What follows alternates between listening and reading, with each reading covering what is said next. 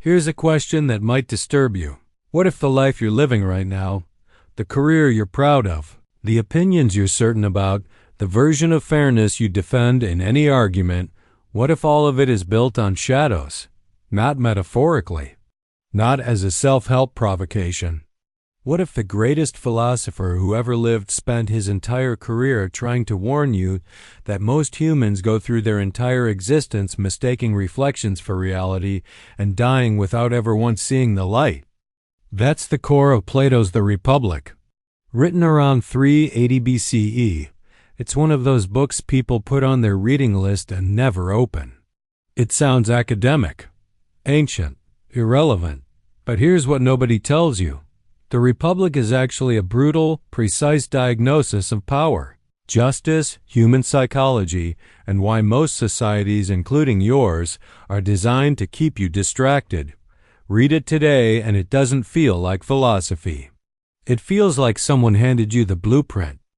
Plato opens with one of the most famous thought experiments in all of human history, and it's worth taking seriously, because most people have heard of it and almost none of them have actually felt it. Imagine prisoners chained in a cave since birth. They face a wall. Behind them, a fire. Between the fire and the prisoners, puppeteers carry objects, and the prisoners see only shadows on the wall. They name the shadows. They debate them.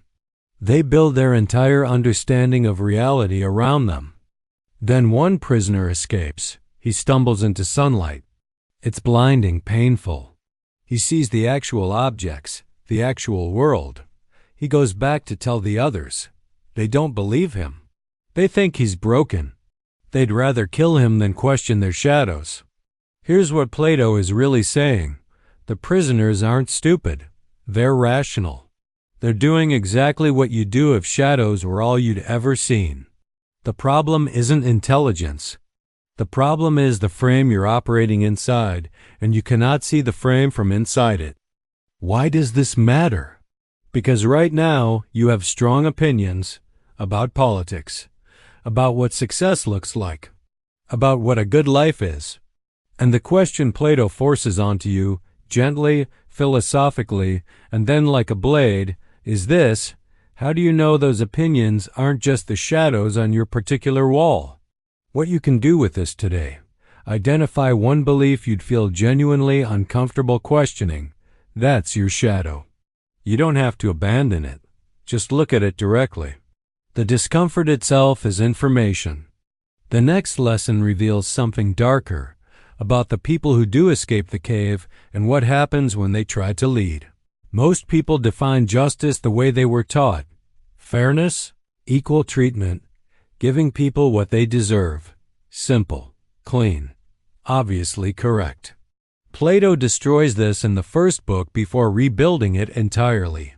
Through a series of dialogues, Socrates sparring with merchants, politicians, and sophists, Plato shows that every common definition of justice collapses under examination. Giving people what they deserve, what if they deserve something harmful? Acting in society's interest, whose society? Might makes right. Well then, justice is just power wearing a costume. What Plato eventually lands on is radical. Justice isn't a transaction. It's a condition, a state of internal order. A just person is one in whom reason governs appetite and spirit in proper proportion. And a just society is one in which the same balance exists at scale. This matters enormously for the ambitious professionals in this audience, because most of us were trained to think about fairness as a system of rewards and punishments. Plato says, look inward first. The external disorder you see in the world is almost always a reflection of an internal disorder you haven't addressed. Think about the most successful person you know who is also clearly miserable. Plato would not be surprised. External achievement built on internal chaos isn't justice. It's a shadow of it. One thing you can do, ask yourself honestly, which part of you is running your decisions right now? Your reason, your ambition, or your hunger? The answer tells you something important. But here's where Plato gets dangerous. Because once you understand justice this way, you have to confront the question of who should actually be in charge. This is the idea that makes modern readers uncomfortable, and it should. Plato argues that democracy, as most people experience it, is deeply flawed, not because people are bad. Because most people, given the freedom to choose, will optimize for pleasure, entertainment, and flattery. They'll elect the person who tells them what they want to hear, not the person who sees clearly. His solution, Philosopher Kings. Leaders who have made the painful journey out of the cave, seen true reality, and crucially, don't want power. The genuine mark of a person fit to lead, Plato says, is that they'd rather be doing something else. This is where most people dismiss Plato as elitist and move on. Don't. Because what he's really identifying is something you see everywhere. The people most drawn to power are frequently the least suited to wield it wisely. The loudest voices in any room are rarely the clearest thinkers. The most confident leaders are often the ones who've examined their assumptions the least. You've seen this. You've probably worked for someone like this. Plato isn't saying democracy is worthless. He's issuing a warning. A system that elevates charisma over wisdom will eventually eat itself.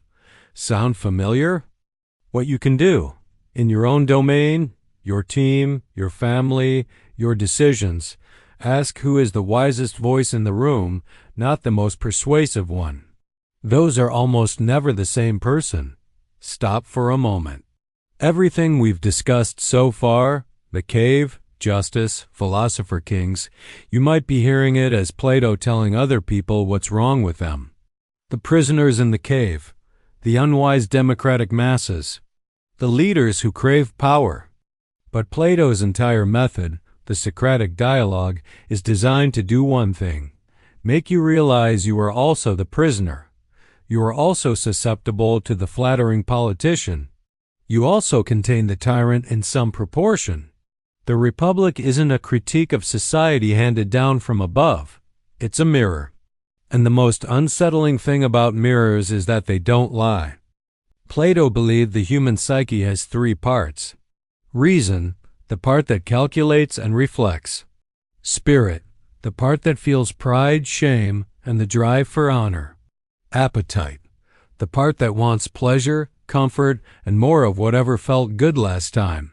Most people, most of the time, are being driven by appetite or spirit while telling themselves they're acting from reason. Here's the analogy that makes this click. Imagine a chariot pulled by two horses. One horse is noble, responsive, disciplined, oriented towards something higher. The other is wild, powerful, seductive, pulling toward immediate gratification. The charioteer reason has to hold both reins. When the wild horse wins, the chariot crashes. When the noble horse is neglected, the charioteer becomes rigid and disconnected from reality. Your life is the chariot. You know which horse has been winning lately. What Plato understood, and what modern psychology is only now catching up to, is that the internal conflict isn't a bug in human nature. It's the central feature. The question is only whether you're the one holding the reins. What you can do: the next time you make a significant decision, pause and name which part of you is speaking. Is it reason? Or is it appetite dressed in reason's clothing? The distinction, once you can see it, changes everything. Plato maps out 5 political systems in order of their decline from ideal: aristocracy, rule of the wise, descending through timocracy, oligarchy, democracy, and finally tyranny. Each state, he argues, produces a particular type of soul. The system shapes the citizen. Here's the insight that stops people cold. Plato describes democracy as the system that values freedom above all else, and he describes it as one step above tyranny. Not because freedom is bad, because unlimited freedom, without a corresponding commitment to wisdom and virtue, becomes the condition in which the tyrant rises. The democratic soul, he says, treats all desires as equally valid. No hierarchy, No discipline. Just the next desire and the next. Sound like anyone you know? Sound like anything the algorithm is designed to produce? The tyrant, Plato argues, is simply the democratic soul taken to its logical conclusion. A person, or a society, so enslaved to appetite that they can no longer distinguish want from need or freedom from license. What you can do, look at your own appetites without judgment. Not to condemn them, but to ask which ones are serving you and which ones are running you. Because the line between freedom and slavery, Plato says, runs right through the center of your wanting. Plato's vision of education has nothing to do with information transfer, nothing to do with credentials, job training, or standardized performance. Education, in the Republic, is the act of turning the soul toward the light. It's not filling an empty vessel. It's rotating a vessel that already has eyes, but has been pointed the wrong way. The goal of education, properly understood, is to produce people who can govern themselves, who can see through flattery, who can sit with difficult truths, who can question the shadows without losing their minds. By that definition, how educated are you really? Not in terms of degrees. In terms of your capacity to look at your own assumptions honestly, sit with uncertainty, and choose the harder truth over the comfortable shadow. Most formal education, Plato would say, teaches people to be excellent prisoners. Better at naming the shadows, faster at debating them, no closer to the light. What you can do, the next time you learn something, ask not, what new information did I gain? But did this change the direction I'm looking? The first is data. The second is education. The single most powerful shift the Republic offers is this: the examined life is not a luxury. It's the only life that is actually free. Every other life, no matter how successful, no matter how admired, is in some measure the life of a prisoner who has learned to love their chains. Plato wrote this book in a world that had just executed his teacher for asking too many questions. He kept asking anyway. The shadows are comfortable. The light is painful. But once you've seen it, even briefly, you cannot pretend the wall is the world. That's the invitation. Everything else is up to you.